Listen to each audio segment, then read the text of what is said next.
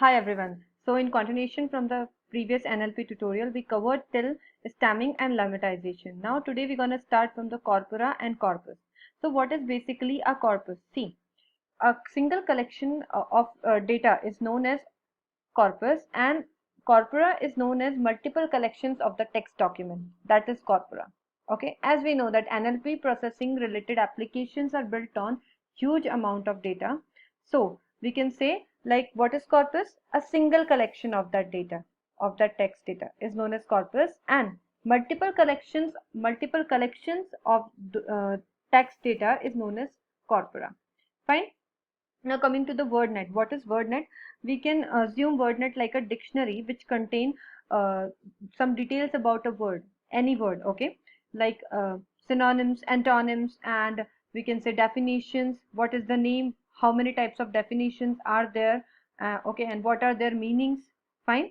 Okay, now let's proceed further with the coding part over here. So for doing the WordNet for doing the WordNet coding part, we first have to import the WordNet from the NLTK corpus. Okay. Now over here, I am applying a for loop to read all the words. Okay. To read all type of we can say synonym sets for the particular word. I am writing the word over here, fun. So this for loop gonna give me all the synonyms set, okay, for this word fun. So we have total 4 sets. We will get total 4 sets from here. So this is first set, then this is second, and this is fourth, and this one is third. Okay. Now let's move further. So over here you can see, again I am applying the for loop, and inside this for loop, I'm gonna read one by one all the synsets. So for lemma in words dot lemmas, okay, print lemma. So we're gonna print all the words which are there in the each synonym sets. Okay, so what will happen over here? See, for this synset, because this words first will represent this synset. Okay, for this we have 3 words: fun, merriment, and then playfulness. After that, this will execute, and this words will become second synset. Okay, and then in this second synset again we will have some words that will be fun, play, sport. Now this words will become this third synset. Similarly, in this third synset only we have one word, that is fun. Okay, now this words will become third synset, and in that third synset again we're gonna look around for each word. So this is first word is playfulness. Lemma indicate playfulness first, and then lemma indicate fun. Fine. Now let's move forward. How to know all details for a word? Okay. So for that, see, I just wanna synset out of all the synset, I want to execute the first synset. I want to see the first synset. Fine. Now I stored that first synset in the word, so I'm talking about this synset. This line indicates that for first synset for the word fun. Okay, now what is the name of that first synset? Okay, the name of that first synset is this one. What is the definition for that first synset? Activities that are enjoyable or amusing. And what is the example for that? With the help of examples function, this is the example for that. Fine, this is how we can get all the details for a particular word, okay, in a particular synset. Now all details for all meanings of a word. Now over here, this words will going to traverse all the synsets. We have total 4 synsets for the word fun. Okay, now what will happen? First, for the first synset, it will give name, definition, and example. Then it will give you all the words as well in that synset. Okay, now let's see that. So first synset is, this is because of this one, this expression, this statement. After that, this line, activities that are enjoyable or amusing, we are getting because of words dot definition function. After that, this definition function. Okay, after that, this example we are getting because of this examples function. Okay, now we are in the first synset, so it will give us all the words in the first synset one by one. So what is the first words in the first synset? Fun, merriment, and playfulness. Now it will leave one line space, and then this words will become second synset, and the second synset will be this one. The name, this name function will give you this output, then this similarly the definition function will give you this output, then this example function will give you this output, and this complete statement will give you these three. So like this we're gonna execute all the four synsets one by one. Fine. Now if you want to get a name only, so what we gonna do? I just want to get a name only. So so over here, name for the first synset. Okay, I would just want to get the name for the first synset. So I'm writing 0. 0 indicate the first element of this synsets for the play.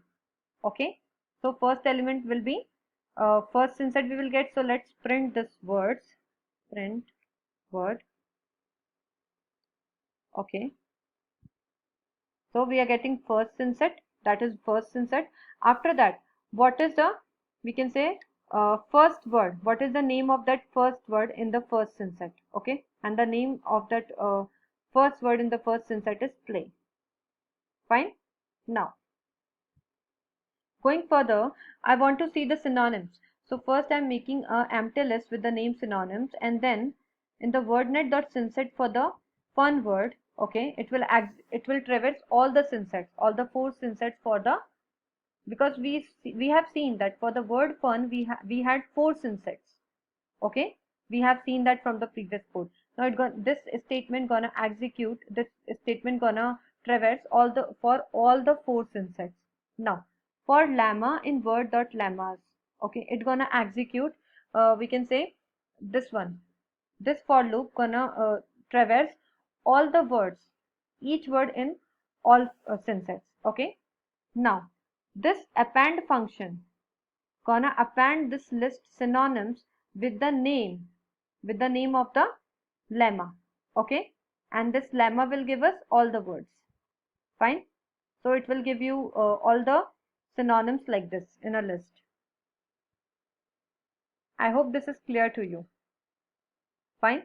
Now for the antonyms, so what we have to do for the antonym, the same statement as above. We will this for loop will traverse all the synsets for the word natural, then for it will traverse all the words of each synset. Okay, now a condition, if lemma.antonyms exist. Okay, if lemma.antonyms exist for each word in this word.lemma, then this antonyms list gonna append with lemma.antonyms and its name. Okay, so we can see after I execute this, I will get unnatural, artificial, supernatural, sharp. Fine. Now we're gonna execute this synonym and antonym part together. So we made two lists, synonyms and antonyms. So again this gonna traverse all the synsets one by one. It's gonna traverse each word in all the synsets. Then synonyms, the synonyms list will get append with the name for all the synonyms using the lemma variable. Okay, now if lemma.antonyms, this condition is true, then this antonyms list will get appended. Okay, with the name of the all the antonyms from the lemma.antonyms. Fine. So we can see over here in the synonyms for the new, we got the output for this one is this complete list, and for the output, and the output for this statement is this one. Okay, now finding the similarity between the words. So for that, basically what we have to do, we have to write the word inside the synsets function. Okay, now that means we are looking for the first synset. I'm looking for the first synset. Now for that, for looking for the similarity, we have to use this underscore similarity function. Okay, now see, we are looking similarity between word 1, which is ship, and word 2, which is boat. So it will give us 0.90 similarity. Okay, I hope this is clear. So this was all about WordNet. Okay, now coming to the bag of words. So basically, how does this bag of word methods work? Okay, so a bag of words method convert the raw text into the words, and then it also counts the number of times the word came into the text.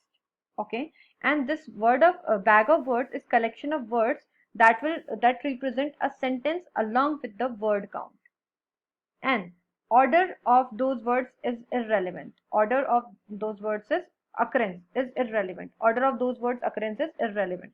So what I mean by that, just like let's look at the example below. So we have three sentences. This is first sentence, sentence 1, Jim and Pam traveled by the bus. Then sentence 2 is the train was late. Then the sentence 3 is the flight was full, traveling by flight is expensive. We got three sentences. Okay. Now in the sentence 1, what is the count? Jim came 1. Similarly, we will write how many time a particular word came in the sentence 1.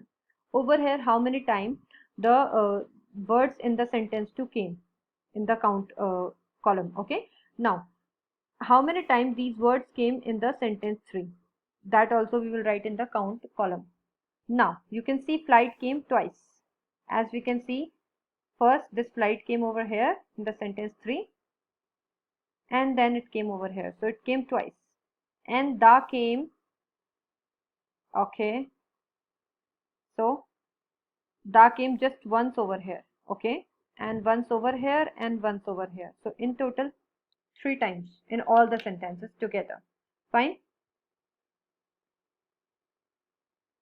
Now let's look, going forward, now we arrange this bag of words method will arrange all the words in the alphabetical order. So and then was, then by, till the last alphabet, that was. Now you can see in all the three sentences, by came twice, flight came twice, and da came thrice. Okay, and all others came once. Fine. Now going forward, this represents sentence 1, sentence 2, sentence 3, and these columns represent the words. So words became features over here. Okay.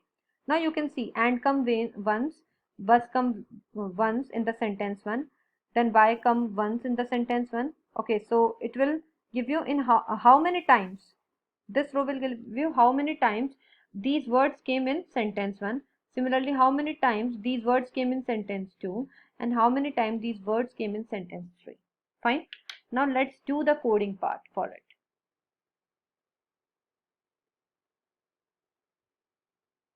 So for this, first we have to, from the sklearn feature extraction.text library, we have to import the count vectorizer class. Now what will happen over here? I'm just passing inside a list. I'm passing 3 strings. That means 3 sentences I'm passing. Okay. Now I'm making the object of the count vectorize function. Then with the help of that count vectorize function, I am using the fit transform function, inside which I am passing the variable which contain my sentences in the list format. Then I am converting that to the 2 array format. Okay. So it will convert them into the 2 array format. Okay.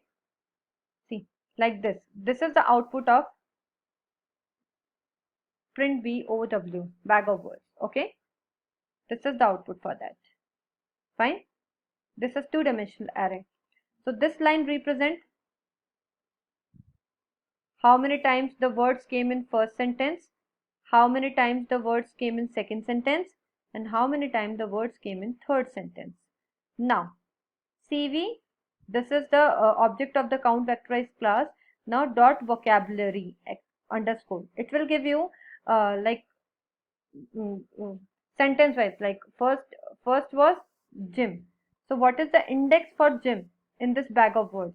What was the index? 7. Similarly, what was the index for and? 0. Then what was the index for Pam? It was 9. What was the index for travel? 12.